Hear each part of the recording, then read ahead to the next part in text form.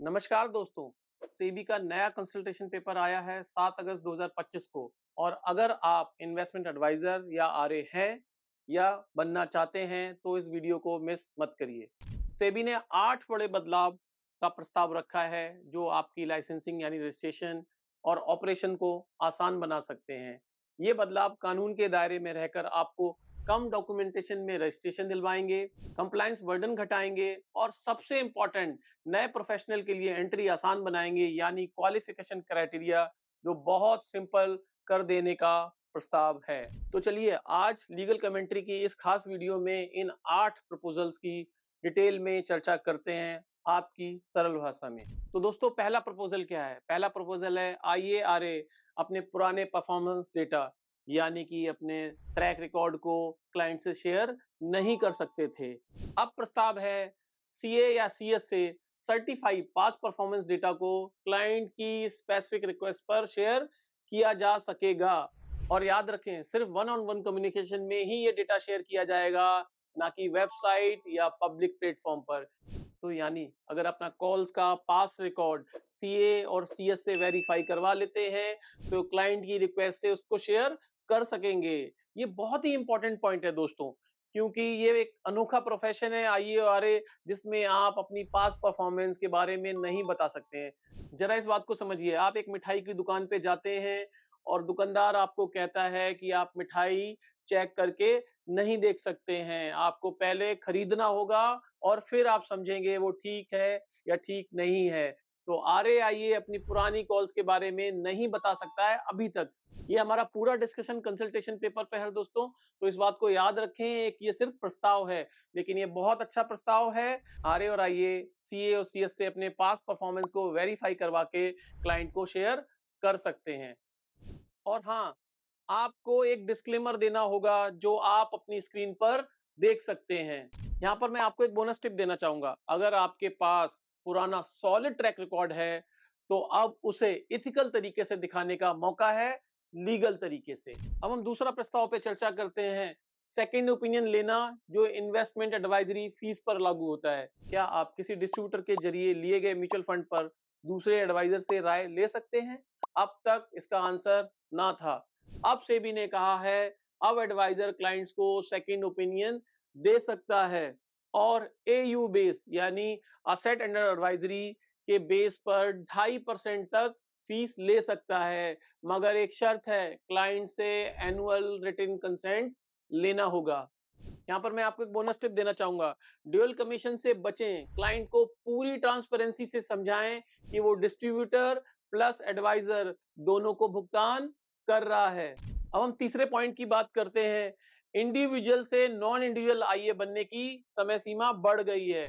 पहले ये थ्रेशोल्ड 3 महीने की थी, यानी कि अगर आपके पास 300 क्लाइंट हो जाते हैं तो आप नया क्लाइंट नहीं जोड़ सकते हैं। तो अगर आपको 300 से ज्यादा क्लाइंट जोड़ने हैं तो आपको इंडिविजुअल से नॉन इंडिविजुअल की कैटेगरी में आईए में कन्वर्ट होना पड़ेगा। और ये थ्रेशोल्ड 300 क्लाइंट या 3 करोड़ फीस सालाना पे अभी कैप लगी हुई है।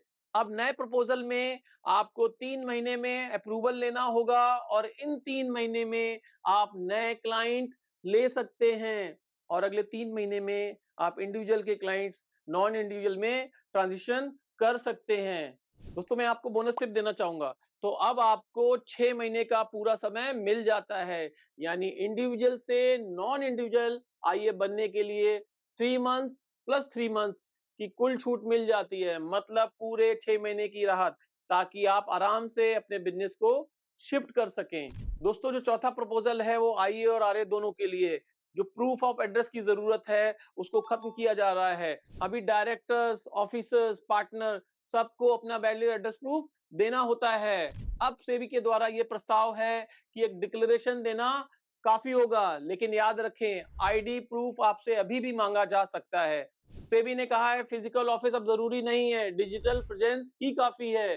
दोस्तों अब मैं आपको एक बोनस टिप देना चाहूंगा, वेबसाइट और सोशल मीडिया आपकी नई ऑफिशियल लोकेशन हो सकता है, उसे कायदे से मेंटेन करें। दोस्तों पांचवा पॉइंट है इसमें, इंफ्रास्ट्रक्चर डिटेल की अब जरूरत नहीं है।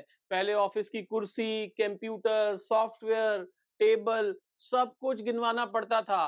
अब प्रपोजल है कि सिर्फ आपको एक डिक्लेरेशन देना होगा कि आपके पास काम करने की बुनियादी सुविधाएं मौजूद हैं। दोस्तों यहाँ पे मैं आपको एक टिप देना चाहूंगा, भले डिक्लेरेशन काफी हो पर सेबी इंस्पेक्शन के लिए रेडी रहें, कम से कम बेसिक सेटअप जरूरी है। दोस्तों छठा प्रपोजल है सिविल रिपोर्ट की बाध्यता।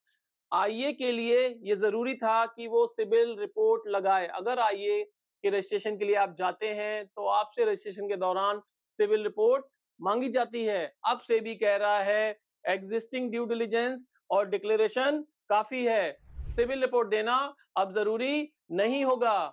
दोस्तों यहाँ पे एक बोनस टिप है, फॉल्स डिक्लेरेशन ना करें, सेबी बैकएंड से सब वेरीफाई करता है और याद रखें ट्रांसपेरेंसी इज की। दोस्तों इस कंसल्टेशन पेपर में सातवां पॉइंट और बहुत इंपॉर्टेंट प्रपोजल है, सेबी ने दिसंबर 2024 में नेटवर्थ क्राइटेरिया खत्म कर दिया था। बस एक डिपॉजिट लीन मार्क होता है जो बीएससी के फेवर में होता है, लेकिन बीएससी रजिस्ट्रेशन के वक्त आज भी मांगा जाता है नेटवर्थ डिक्लेरेशन, आपका आईटीआर यानी फॉर्म 16। यानी नियम हट गया है पर पेपर वर्क अभी भी बरकरार है। इस मुद्दे को हमने पहले भी अपने वीडियो में उठाया है और सेबी को कई बार लिखा था। अगर बीएससी आपसे अब ये सब मांग रहा है तो ध्यान रखें, नए नियमों के मुताबिक अब ये जरूरी नहीं है। अपने अधिकार जानिए और फालतू का पेपर वर्क मत कीजिए। तो दोस्तों ये आठवां और सबसे इंपॉर्टेंट पॉइंट है जो क्वालिफिकेशन की बात करता है। अब कोई भी ग्रेजुएट इन्वेस्टमेंट एडवाइजर या रिसर्च एनालिस्ट बन सकता है, यानी किसी भी सब्जेक्ट में अगर आपने ग्रेजुएशन किया हो तो अब आरए और आईए बनने के लिए इंटाइटल हैं। पहले फाइनेंस, कॉमर्स, इकोनॉमिक्स जैसे लोग एलिजिबल होते थे। आप अपनी स्क्रीन पर सारे सब्जेक्ट देख सकते हैं जो अभी एप्लीकेबल हैं। अब से भी इस लॉ को चेंज करने का प्रपोजल दे रहा है। अब कोई भी ग्रेजुएट अप्लाई कर सकता है, एनआईएसएम सर्टिफिकेट पास करना होगा। मैं यहाँ पे एक बात कहना चाहता हूँ, बहुत सारे लोगों ने हमें मैसेज किया है कि अगर कोई भी ग्रेजुएट आरएआईए बन जाएगा तो कम क्वालिफिकेशन वाले लोग इस प्रोफेशन में आ जाएंगे जो इस प्रोफेशन के लिए ठीक नहीं है। देखिए ये डर समझ में आता है, लेकिन हमें यह भी समझना होगा कि स्किल को हासिल किया जा सकता है। आज इंटरनेट और एआई के जमाने में कोई भी इंसान किताबों से, ऑनलाइन कोर्स से घर बैठे सीख सकता है। और हाँ, मेरा मानना है एनआईएसएम के सर्टिफिकेशन को और बेहतर बनाया जा सकता है और सेबी को पीरियोडिक ट्रेनिंग जैसे सुझावों पर भी विचार करना जरूरी होगा। लेकिन सीधी बात, ये सिस्टम उन टेलीग्राम, ट्विटर और यूट्यूब वाले बाबा लोगों से बेहतर है जो हर दिन नए आईडी से आते हैं और कहते हैं रोज पैसे डबल होंगे। वो सिर्फ आपको एक कॉल देते हैं, एक टिप देते हैं और आपका पैसा हजम और फिर आपका नंबर ब्लॉक। कम से कम सिस्टम के अंदर से आए आरए आईए की अकाउंटेबिलिटी तय होती है जो बाजार में भरोसे के लिए जरूरी है। एक जरूरी बात ध्यान देने वाली है, दिसंबर 2024 से पहले किसी भी सब्जेक्ट में पोस्ट ग्रेजुएट यानी पीजी होने वाला व्यक्ति आरए बन सकता था। यहां तक कि अगर कोई सिर्फ ग्रेजुएट है किसी भी सब्जेक्ट में और उसके पास 5 साल का फाइनेंशियल मार्केट का अनुभव है तो वो आरए और आईए भी बन सकता था। और ये तो हम सब जानते ही हैं, एक्सपीरियंस सर्टिफिकेट बनवाना ज्यादा मुश्किल काम नहीं है। लेकिन दिसंबर 2024 के बाद आरए और आईए बनना पहले से काफी मुश्किल हो गया है। यानी ये कदम अगस्त 2024 के कंसल्टेशन पेपर के आइडिया के बिल्कुल उलट चला गया, जहां मकसद था इसे आसान बनाना लेकिन असल में हुआ उल्टा। दोस्तों यहाँ पे मैं इस प्रपोजल की समरी बताना चाहूंगा। अब आप चाहे इंजीनियरिंग ग्रेजुएट हो, बीटेक हो, बीई हो, लॉ ग्रेजुएट हो या आपने सिंपल बीए किया हो किसी भी सब्जेक्ट में, यानी आप ग्रेजुएट हो किसी भी सब्जेक्ट में, अब आप सेबी से आरए और आईए बन सकते हैं सब्जेक्ट टू ये प्रपोजल अप्रूव्ड हो जाता है। सेबी का ये कंसल्टेशन पेपर इंडस्ट्री के लिए एक गेम चेंजर साबित हो सकता है, लेकिन ध्यान दीजिए अभी ये सिर्फ एक प्रस्ताव है, एक कंसल्टेशन पेपर है। जब तक सेबी इस पर सर्कुलर या रेगुलेशन में बदलाव नहीं लाता तब तक पुराना कानून ही चलेगा।